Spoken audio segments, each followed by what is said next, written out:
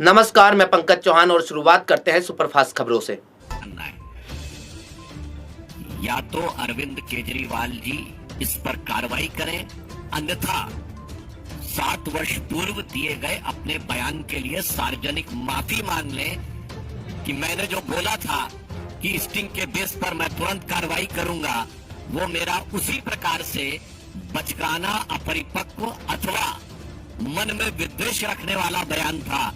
जैसे मैंने अनेक चीजों पे अपना बयान और स्टैंड पलटा है, मैं आज इस पर भी पलट रहा हूं। मैं पुनः यह बात कहना चाहता हूं कि आपने देखा कि इतने स्पष्ट प्रमाण के बाद भी कभी वो विश्वास मत के नाम पर बचने का प्रयास करते हैं, कभी बापू की समाधि पर जाकर हास्यास्पद और दुखद ढंग से विषय को डाइवर्ट करने का प्रयास करते हैं, कभी अपने मधुशाला का घोटाला पाठशाला के पीछे छुपाने का प्रयास करते हैं। मुख्य विषय के ऊपर वह जवाब देने से निरंतर बचते रहते हैं। परंतु भारतीय जनता पार्टी का बहुत स्पष्ट मानना है कि जब उस स्टिंग ऑपरेशन में स्पष्ट रूप से राशि का उल्लेख है, प्रतिशत का उल्लेख है, और इसके उपरांत भी यदि आम आदमी पार्टी इसे स्वीकार करने को तैयार नहीं है, तो मैं ये कहना चाहूंगा, कट्टर ईमानदार का दागी किरदार अब जनता के सामने साफ हो गया है। पुनः मैं कह रहा हूं, कट्टर ईमानदार होने का दावा करने वालों का दागी किरदार अब जनता के सामने साफ हो गया है। इसलिए हमारे सभी विधायकों को अब यह आवश्यकता महसूस होती है, और जिस प्रकार का घटनाक्रम दिल्ली सरकार में चल रहा है, कभी मुख्यमंत्री दावा करते हैं, मुझे पहले से बात पता है, जो लोग यह दावा करते हैं कि उनको सीबीआई के अंदर के सूत्रों से पहली बात पता है, तो आप बहुत आसानी से समझ सकते हैं कि वो सत्ता के संस्थान में रहते हुए किस प्रकार की चीजों को छुपाने, ढकने या मैनिपुलेट करने का कार्य इस घोटाले के संदर्भ में कर सकते हैं। इसीलिए आज हमारे दिल्ली विधानसभा के सभी सम्मानित विधायकों ने केंद्रीय अन्वेषण ब्यूरो यानी सीबीआई को एक पत्र लिखने का निर्णय लिया है कि अनेक तथ्य जो पहले ही प्रकाश में आ चुके हैं, उसके उपरांत इस स्टिंग के प्रकाश में आने के बाद भी, कई दिन गुजरने के बाद भी जिस प्रकार की छलपूर्ण निष्क्रियता दिल्ली सरकार में दिखाई पड़ रही है, वो बहुत संदेह उत्पन्न करती है कि इस विषय को सही ढंग से कभी जांच वो नहीं होने देंगे। इसलिए सीबीआई को पत्र लिखने का निर्णय लिया है कि सीबीआई इस विषय का शीघ्र संज्ञान ले और इस पर उपयुक्त वैधानिक और उपयुक्त जांच की कार्रवाई करे, क्योंकि जिस प्रकार के कार्य दिल्ली सरकार कर रही है विषय से भटकाने के लिए, मतलब मैं एक उदाहरण के लिए आपसे कहना चाहूंगा, आप सभी लोग प्रबुद्ध पत्रकार हैं, आप कभी जरा खूब स्टडी करके बताइएगा, जिस पार्टी के पास 90% की मेजॉरिटी हो और वो बगैर कहे विश्वास मत की बात करे, इसका अर्थ होता है कि आज विश्वास के ऊपर कोई उनकी विश्वास पे संकट नहीं है, सरकार पे संकट नहीं है, साख पे संकट है। आम आदमी पार्टी की साख पर संकट है, और यह बात हम नहीं कह रहे हैं। उनकी पार्टी जिस आंदोलन से निकली, उस आंदोलन के अधिष्ठाता अन्ना जी ने अपने पत्र में ही यह बात स्पष्ट कर दी है। इसीलिए विवश होकर हमारे विधायकों को यह निर्णय लेना पड़ा कि इतने बड़े प्रमाण पर भी यदि कोई कार्रवाई नहीं हो रही है, तो फिर देश की सर्वोच्च इन्वेस्टिगेटिंग एजेंसी को इस विषय के ऊपर संज्ञान लेना चाहिए।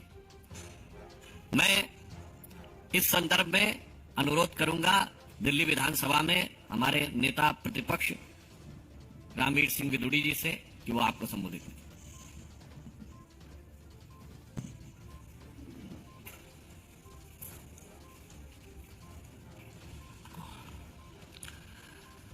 पार्टी के राष्ट्रीय प्रवक्ता और वरिष्ठ नेता आदरणीय श्री सुधांशु त्रिवेदी जी, श्री आरपी सिंह जी, विधायक श्री विजेंद्र गुप्ता जी, मोहन सिंह बिष्ट जी, ओम प्रकाश शर्मा जी, जितेंद्र महाजन जी, अनिल वाजपेयी जी,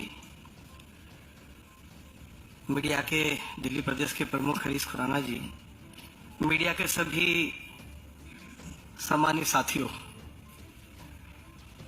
मैं एक बात आज आपको स्पष्ट करना चाहता हूं कि जब नई एक्साइज पॉलिसी लाई गई तो विधानसभा में केवल एक बार चर्चा हुई। दिल्ली के डिप्टी चीफ मिनिस्टर और दिल्ली के chief minister Bharatiya Janata party के विधायकों के सवालों का जवाब नहीं दे पाए। हमारा सवाल था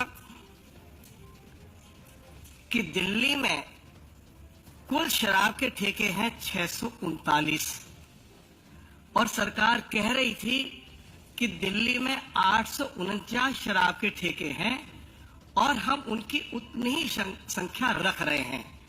377 सरकारी शराब के ठेके थे और 262 प्राइवेट शराब के ठेकेदारों के पास थे। दूसरी बात, हमने विधानसभा में रिकॉर्डिंग है उसकी, deputy chief minister Manish Sisodia से यह पूछा कि क्या शराब के ठेकेदारों का कमीशन बढ़ा दिया गया है, तो उन्होंने विधानसभा में जवाब नहीं दिया। मेरा स्टार्ट क्वेश्चन था, सप्लीमेंट्री मैंने पूछी, उन्होंने जवाब नहीं दिया। उन्होंने कहा आप लीडर पोजीशन है, आपको सब मालूम है, पॉलिसी की कॉपी हमको उपलब्ध नहीं कराई गई। और हाउस के अंदर हमने कहा कि शराब के ठेकेदारों का कमीशन 2% से बढ़ाकर 12% कर दिया है। तीसरी बात हमने कही कि देखिए आप नियमों का उल्लंघन कर रहे हैं। आपने शराब सर्व करने का समय रात 10 बजे से बढ़ाकर प्रातः 3 बजे तक कर दिया है। दिल्ली पुलिस की एनओसी नहीं ली गई है। तीसरी बात हमने कही कि देखिए दिल्ली में 100 ऐसे नगर निगम के वार्ड्स हैं जहां मास्टर प्लान हमको शराब के ठेके खोलने की अनुमति नहीं देता है और डिप्टी चीफ मिनिस्टर ने इस बात को स्वीकार किया कि हाँ 100 वार्ड ऐसे हैं, लेकिन उसके बावजूद भी 300 शराब के ठेकेदारों से मोटी रकम लेकर रिहायशी क्षेत्रों में या नॉन कन्फर्मिंग एरिया में या जो मिक्स लैंड यूज की सड़कें थी उन पर खोल दिए गए। चौथी बात, हमने उनको कहा कि साहब अगर कोई शिकायत करता है कि शराब की क्वालिटी ठीक नहीं है तो उसकी जांच सरकार की लैब में होनी चाहिए, लेकिन सरकार ने कहा कि सरकार की लैब में नहीं होगी, जो शराब के ठेकेदार हैं उनकी लैब में ही टेस्टिंग होगी। तो इस पर भी हमने अपना ऐतराज दर्ज कराया था। एक कितनी मजेदार बात उन्होंने हाउस के अंदर कही कि हम दिल्ली के लोगों को शराब पीने के तरीके सिखलाएंगे और उसके लिए 5 शराब के ठेके खोलेंगे। हमने कहा भाई आपने तो दिल्ली में पिछले 7-7.5 सालों में एक स्कूल नहीं खोला, एक कॉलेज नहीं खोला, लेकिन शराब पीने के तरीके आप सिखलाएंगे, उसके लिए 5 स्कूल आप खोलेंगे। तो ये बात भी उन्होंने कही। ये लोग कहते हैं कि 849 शराब के ठेके केवल हमने खोलने की योजना बनाई है, ये झूठ बोलते हैं। इन्होंने 1000 लाइसेंस बैंक्वेट हॉल के मालिकों को, होटल रेस्टोरेंट्स में जो बार्स हैं उनको भी इन्होंने दिए। इन्होंने दिल्ली में यदि नीचे शराब का ठेका है तो फर्स्ट फ्लोर पे डांस बार की भी अनुमति दे दी। और तीसरी एक और मजेदार बात देखिए कि इन्होंने कहा कि जहां शराब का ठेका है वहीं उसके बगल में ही शराब पीने की व्यवस्था की जाएगी, जबकि दिल्ली पुलिस से कोई एनओसी इस संबंध में इन्होंने नहीं ली। अब इनका यह भी कहना था कि दिल्ली में जो नई शराब नीति है ये वर्ल्ड क्लास एक्साइज पॉलिसी है, इससे हमारी आय जो है वो 6,500 करोड़ रुपए से बढ़ के 10,000 करोड़ रुपया हो जाएगी। लेकिन आज मैं इतना जरूर कह रहा हूं कि बिक्री डबल हो गई, लेकिन आय जो है वो आधी भी नहीं रही। अरविंद केजरीवाल, आपको ये तो बताना होगा, जिस शराब नीति को आप कहते थे वर्ल्ड क्लास एक्साइज पॉलिसी है, आखिर उसको वापस क्यों लिया? और जो स्टिंग अभी जो आया है और जो बात हम हाउस के अंदर कहते थे कि कमीशन 2% से बढ़ाकर 12% कर दिया, जो शराब के ठेकेदारों को उन्होंने शराब के ठेके दिए उन्होंने स्वीकार कर लिया है हाँ कि कमीशन 2% से बढ़ाकर 12% किया, लेकिन डिप्टी चीफ मिनिस्टर और चीफ मिनिस्टर भाजपा के विधायकों को इसकी जानकारी देने के लिए तैयार नहीं थे।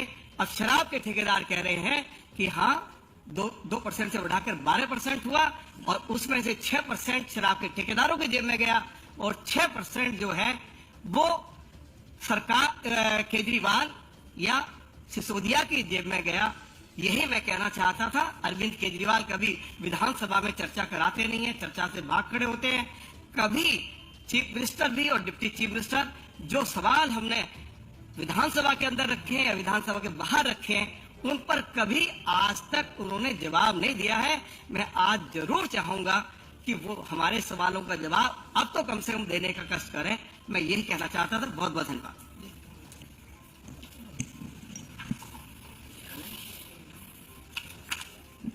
एक चिट्ठी हमारे सारे विधायकगण सीबीआई को भेज रहे हैं। मैं चाहूंगा सारे विधायकगण उन्हें चिट्ठी वो जो उनके हाथ में है वो एक बार आपको दिखा देंगे ताकि लोगों को ध्यान में रहे। खड़े होकर दिखा देंगे।